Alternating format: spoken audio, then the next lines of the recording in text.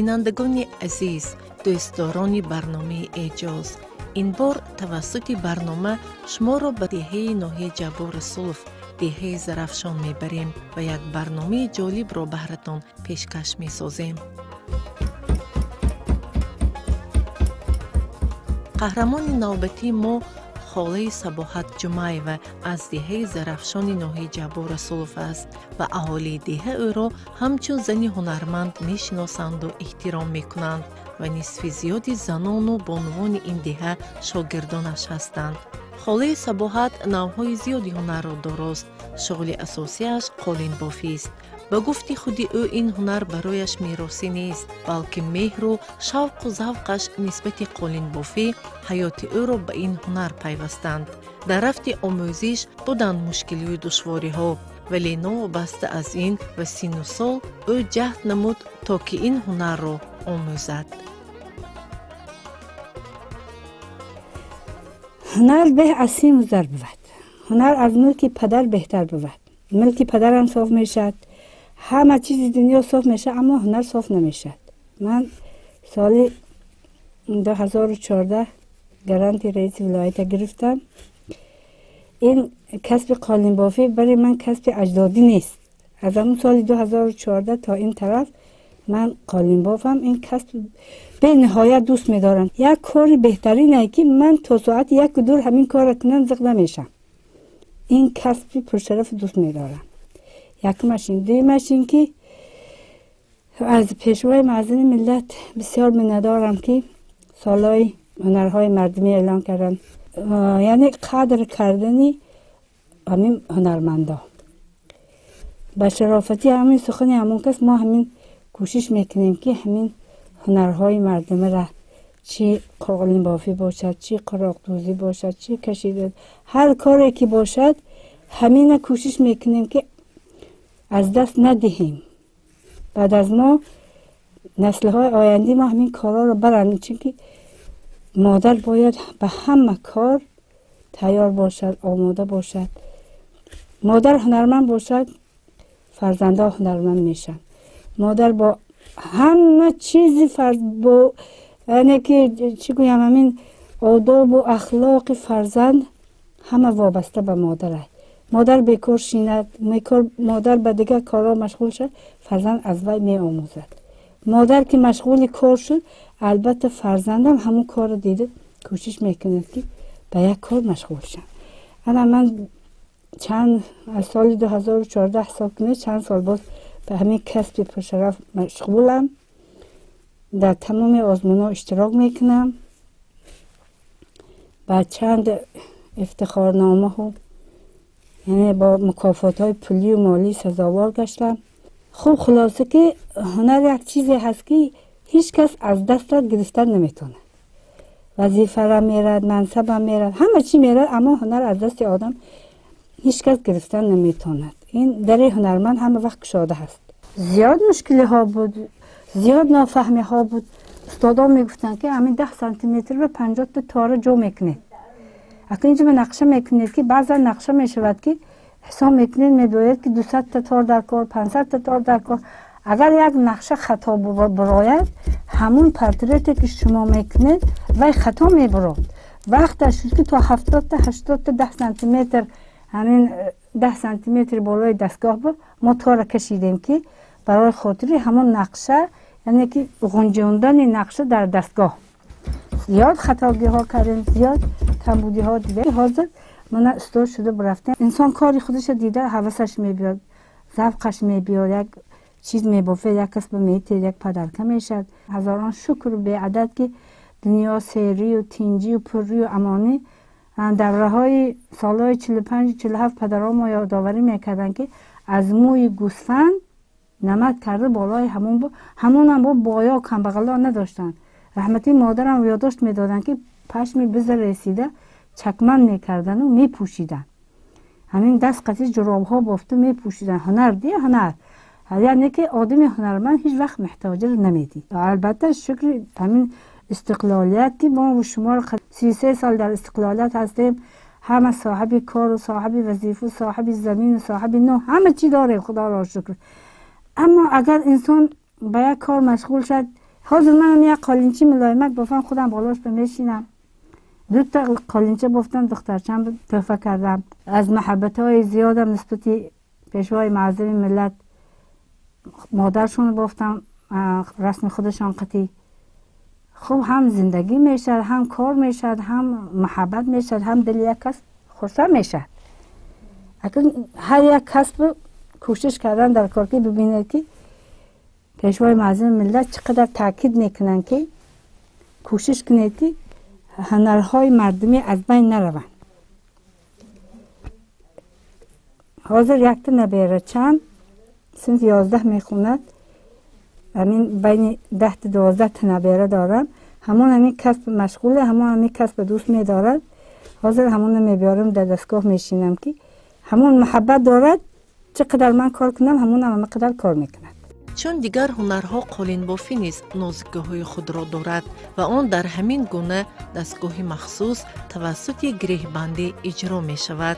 طرز بافتن قالین آنقدر مشکل نیست و از هنرمند صبر و طاقت و مهارت و استعداد را طلب می کند. هستند قالین هایی که با ریسمان ابریشمی آماده می شوند و فرصت زیاد را در بر می گیرند. قالین های پشمین باشند آنقدر وقت زیاد را طلب نمی کنند. من همین حجمی که حاضر من گرفتم 70 سانتی متره، همین به قریب 220 تار گرفتم. اگر شود ممکن 70 سانتی متر باشد. این به کمش 1.5 کیلو اسناب میرد. اساسش همین تار کشیدن در کار. نازکی های زیاد دارد. این تار جدا کردن در کار، این تار دارد، این پید دارد. این باز قالین باف بایدی باز سواد داشته باشد که برای جدا رنگ و بار انداختن، برای یعنی که حاضر ببینید که اینجا در همین آسانتر کردم. من از همین گله های قراق استفاده بردم که همین یک پدرکی که میکنم برای طرفه که حاضر کرده سادیم، همین رنگش حاضر اینه من از چیز خودم کرد سادیم، یعنی که از فکر خیال ایجادیات خودم. خب چقدر کار کرده رفتن گرید انسان پخته شده میگرد. همون محبتی کار و تجربه از دل با آمدن میگرد. پیش وقت همین گلهای وی به نقشه به نگاه میکردیم. حاضر یکون تینای نقشه به نگاه نمیکردم چون که بافته میروم، چون که محبت دارم، کسبم دوست میدارم، تجربه گرفتم. اکنون حاضر همه جا پری محصولات های تاری همین قالین از پله های. این باید چیزی مستحکم باشد. رسمان هایی که میگیریم همه جا بازارها پر. اگر دوره های پیش باشه از موی گوسفندم رسیده کرده میشه، از موی بزم رسیده میشه، از پله هم میشه.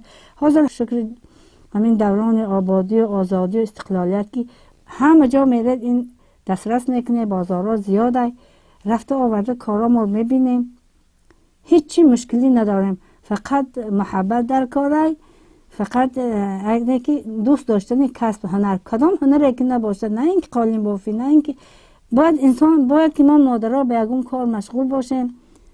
بعد از سر ما باید یعنی همین کار خود به آینده ها آموزانیم، شاگرد براریم، شاگرد تیار کنیم. حاضر همین جای کارم کالج آموزگاری مهندسی های دیده که من همین 2 تا آهن قطعی یک دستگاه ساختم. اینجا به نرفتم. اینا همین پسرچه خودم ما کرده که یه سال کلای نکردی و یکم کاراشو نکردم منبع. این چیزی مشکل ندارد. همین دستگاهش هم سبک، همین همه هنری دست خود ما. مثلا نگاه کنید که ملایمی اینا بینید که نسبتی دیگر محصولات هایی که مثلا در زوال و فابریک میشه، کاری دست این ملایمیشه بینه، بالای این بشیشته راحت میکنه یک کس. این همش دسته، همش کاری دستیه. با این یگون رنگ این ما رشته های اختیار میکنیم که یگون تاش رنگش نزند. اگر شویتم که هم تو میستد، این هم ملایم است، هم با قوت است، هم پتش بلنده، همه چیزش خوبه. کاری دست البته که خوبه. نسبتی دیگه نگاه این سنتریک ها رو بینید، اینا رو بینید. این ملایمی قریب 2-3 سانتی متر ملایمه، بالای این بیشتر راحت میکنه. فقط من وقتهای خالگیم میشینم تا 1000 تا 1000 سامانه همینه کاری دست این. از همون گرمانی آمده، از کدوم یک کارخانه که اومدن ما نه قالین بافی سر کرده، همین قدر قالینچه قریب 700 سامان داده همون گرفته. همه قدر چیزه که این زحمت، این مشقت کاری دسته گفته. کاری دست هم مستحکمه، هم یعنی که خوبه یاخی نسبتی دیگر چیزا. وقتی که همینجا با شاگردان می آموختیم سیاحان از دیگه دولت اومدن بسیار کار ما همون چاره‌بینی ها را میریم میبیان نگاه میکنن کاری دستی ما را همه هنرهایی که دست داد زیاد توجه مردمای خارج به خود جلب میکنن. کوشش کنیم ما میتونیم بازار جهانی برای محصولاتی که از دست خود ما میبیان هم فروشیم هم زندگی کنیم. وقتی که مثلا اگر گل اندازیم همون هر یک گلی که می اندازیم اون حساب میکنیم. یکم قطار که تموم شد این یک وی میکنیم. این برای جدا کردن گل اینا همش حساب کتاب قطعی میشه. به حساب نمیشد. باید حساب کرده بعد گل پرتافته میشود. وقتی که بافته تمام کرده اینجا به کار قالین بافی در کار، اینجا به شانه در کار، اینجا به اتاق یک و دو در کار. اتاق یکمش یعنی تار میگوییم با پید میگوییم. پیدش مقصد تار همین که این تیرش که قفص که باشد تار اسناب شد باید پیدش هم اسناب شود که از پله از ابریشم مستحکم بیاد. همین محصولاتی که میبافید باید مستحکم بیاد. حاضر من این مثلا این برای پرتافتن همین گل قراق سفید استفاده میبرم. اگه جاهایی که گل در کاره اینا حساب میکنم. جاهایی که خالی زمین میموند بیار بافته میبرم.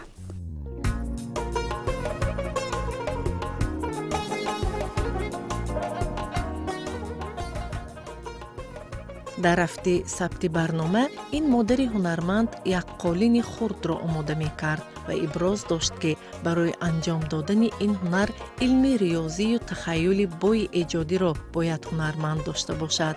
کار دوشانه یا قیچی در دست او آنچنان سبک کار می کنند که آن را هوس تماشا پیدا می کنی.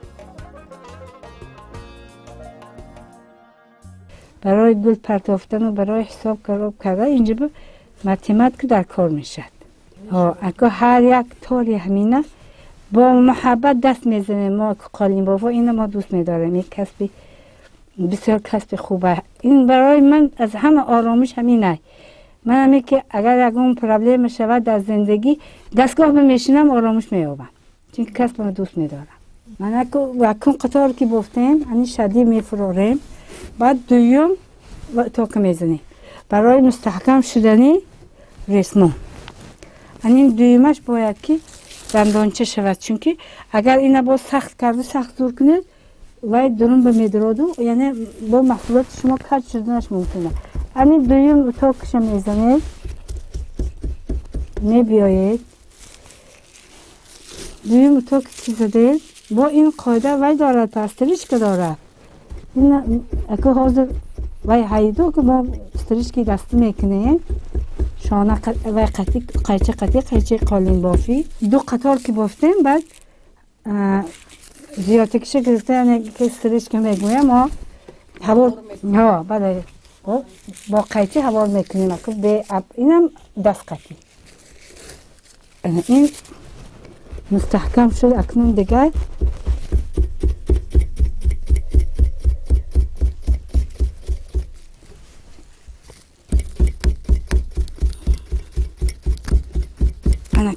این اتاقی که زدن برای ملکی گله مستحکم شدن و وای شدن اینا با عقبت این میگذرانیم.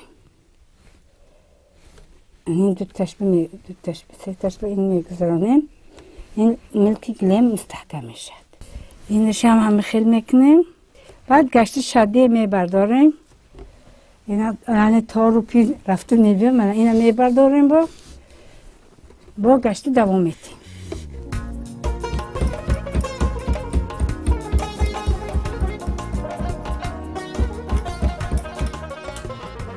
با هر یک قطاری که میبافید برای آسان شدن برای یک خیل برآمدن خوشبو هوا شدن این قیچی مخصوصه برای وی انواعی خوشبو کرده. بعد دویم قطار زده برفته میگیره. اگر اگه خطاگی باشد بعد قیچی کردن معلوم میشه.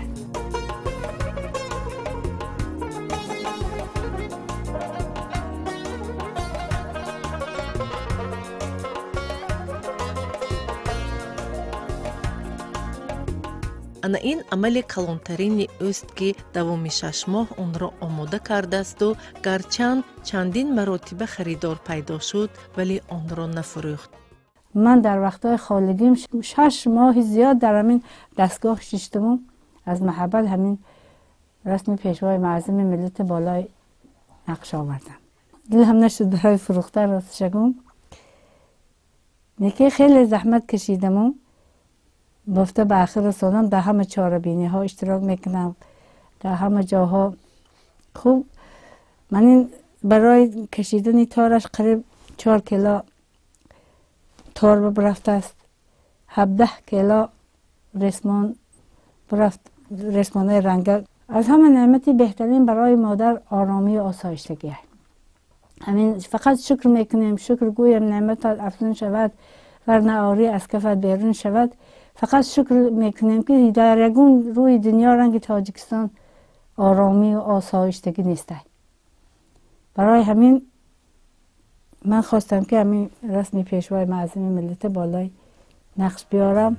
خاله صباحت امروز این هنرро به دانشجویان کالج آموزگاری و مهندسی ناحیه می آموزاند و در برابر این به نبیرش مریم نیز همیشه تلقین می کند که قالین بافی را خوب از خود نماید تا اینکه من بعد این هنر در عائلهشان اولادی گردد. طوری در آغاز ذکر داشتیم، این زنی هنرمند و سرغیرت به اکثریت زنان دیه هنرهای قالین بافی و قراقدوزی را آموزانید. من در همسایگی با اپی صباحت زندگی میکنم. من شاگرد این کس می باشم که هنرهای قدیمی به همه ما می آموزند. قریب که نصفی همین دهه زرافشان این کس هنر آموختند، هم قراقدوزی هم قالین دوزی و دیگر نمودهای وی را می آموزانیم.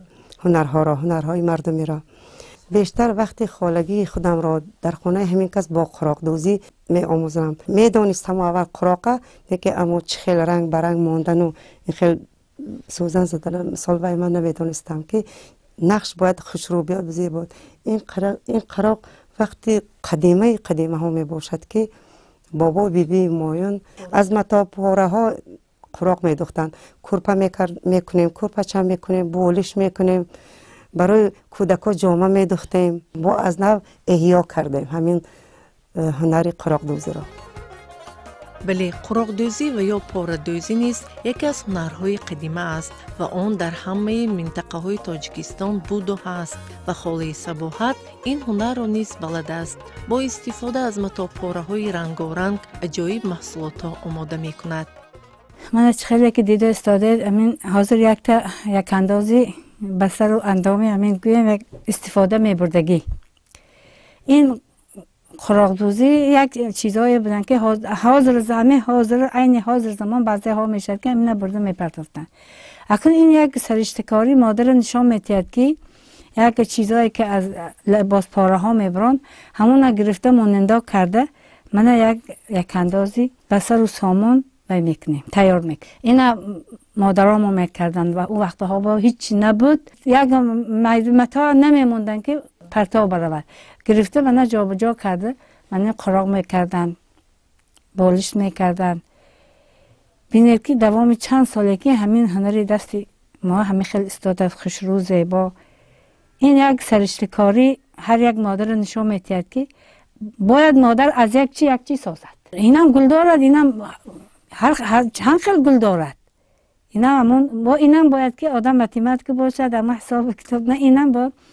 اینم چند نمودی قراق دارد، فقط این برای یک انداز همینه با بالشتو با گلش دیگر. اینم گل دارد، اینم نقش نگار دارد. البته انا با برای بالشت نقش نگار این الهیده با چند نمود می شود وابسته به هنری مادر چقدر استعداد داشته باشد با گل کرده همه خوب از یک چیزی ناچیز یک چی می سازد.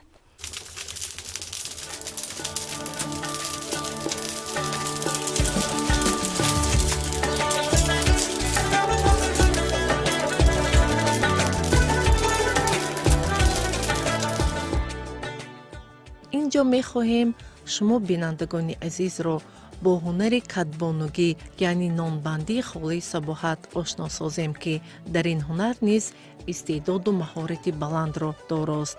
نامگوی زیادی نانها را میپزد. نانهای پخته او دسترخوان معرکه ساکنان دیه را زیب میدهند و بسیار طعم لذیذ دارند. اکنون این نامپذیر هنر همین مادرای همین دهی زرافشان است.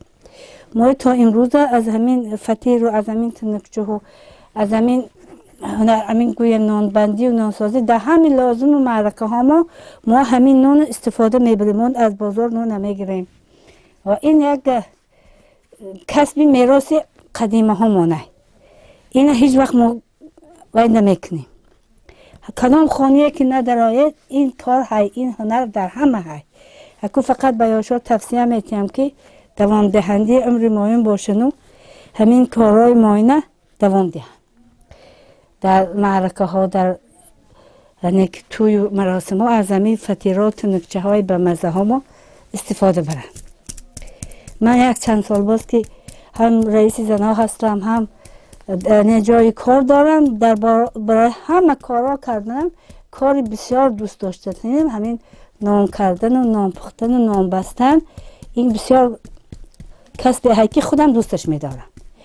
این برای من از همه آسان ترین همین کار، همین نان بستن و یعنی با دل یک کس خرسند کردن و این از همه ثوابی بلندم در همینه.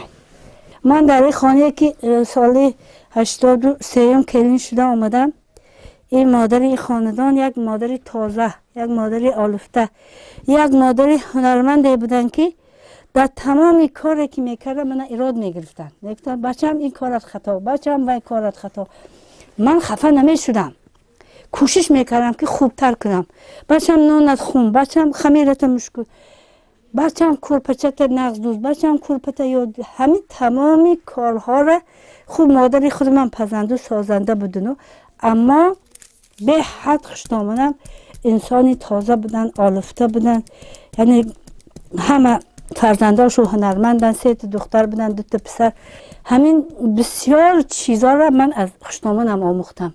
اولا تازگی را، دوباره همین بیکار نشستن، با یکم کار مشغول شدن، همه وقت در گرد و اطراف حد و همسایه خدمت کردن، همینا رو من از خوشنامانم آموختم. خوشنامان برای کلی مادره، چون که دستمایش زندگیش همش برای کلینش میموند. دخترها که از خانه پدر که برآمدن دیگر به خانه پدر کاردار نیستن. همون هر کلینی که سخنهای من میشنود، اگر همون کلین خوشنامان به جای مادر قبول کند وای برکت مییابد. من همین آبروم، همین سرفرازی ها، همه کارهای خوب نیکی که یاد گرفتیم در بین مردم آبرو دارم، دست پروری همون خدا رحمتی خوشنامان من. در همه کارم سختگیری میکردن، در پیش مردم صفتم میکردن که کلینم نامه بندد، کلینم دیگر کار میکند، کلینم همین خیلی قابل گفته. به کوچه به صفت میکردن، خانه به سخت میگرفتن که بچم کوشش کن که همه وقت همین کار از دست خودت بیاد، پیش یگان کس محتاجی نکنی. من هم مادرم بودن، هم خوشنامانم بودن، همه چیز، همه داراییم بودن. خاله صباحت یک زن فعال این دهه است و بیشتر چون سرداری زنان همیشه از حال و احوال عائله ها باخبر است و جوانان را به مراسا و همدیگر فهمی هدایت می کند. همچون یک زن روزگار دیده جوان زنان را نصیحت می کند تا اینکه عائله خود را مستحکم دارند و با صبر و طاقت باشند. و زنها گفتنی هستن، بعد خصوصا به همین دخترای یاش و جوان که همین امروزه ها میبینید که همین تیز میرود، یک سری زندگی را در کوچه میبرد دیگر و دیگر.